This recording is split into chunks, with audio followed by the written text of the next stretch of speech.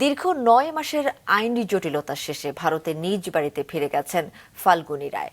সকালে চুয়াডাঙ্গার দর্শনা চেকপোস্টে দুই দেশের সংশ্লিষ্ট কর্মকর্তাদের উপস্থিতিতে তাকে ভারতে হস্তান্তর করা হয়। গত বছর বৈধ পাসপোর্ট ভিসায় সাবেক স্বামী ও সন্তানের সঙ্গে দেখা করতে এদেশে এসেছিলেন ভারতের উত্তর ২৪ পরগনা জেলার বনগাঁর বাসিন্দা ফাল্গুনী রায়। কিন্তু ফিরোজপুরের সরবকাঠিতে স্বামীর বাড়িতে গিয়ে নির্যাতনের শিকার হন ফাল্গুনী। পরে ঝিনাইদহের মহেশপুর সীমান্ত দিয়ে অবৈধভাবে ভারতে ফেরার চেষ্টা করলে গেল বছর ৩০ জুন তাকে আটক করে বিজেপি।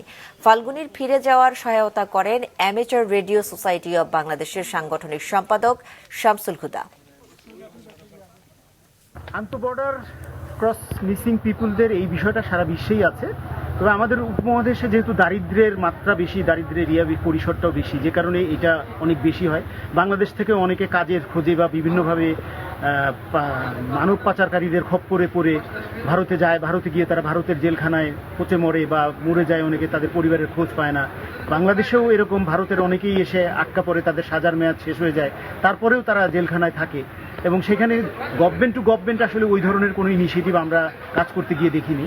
যদিও এখন ধীরে ধীরে অনেকটা ইউজ টু হচ্ছে যে আমরাই আসলে বাংলাদেশে প্রথম এই কাজটা করি, আর কোনো এনজিও এটা করে না বা অন্য কোনো ব্যক্তিগত উদ্যোগে হয় না। আমরা এখন পর্যন্ত এটা ব্যক্তিগত উদ্যোগে করছি, বিভিন্নভাবে তাদেরকে খুঁজে বের করে, তাদের পরিবারদের খুঁজে বের করে তাদের কাছে পৌঁছে দেওয়া। যেমন আজকে আমরা ফাল্গুনী রায়কে তার স্বামীর কাছে পৌঁছে দিলাম।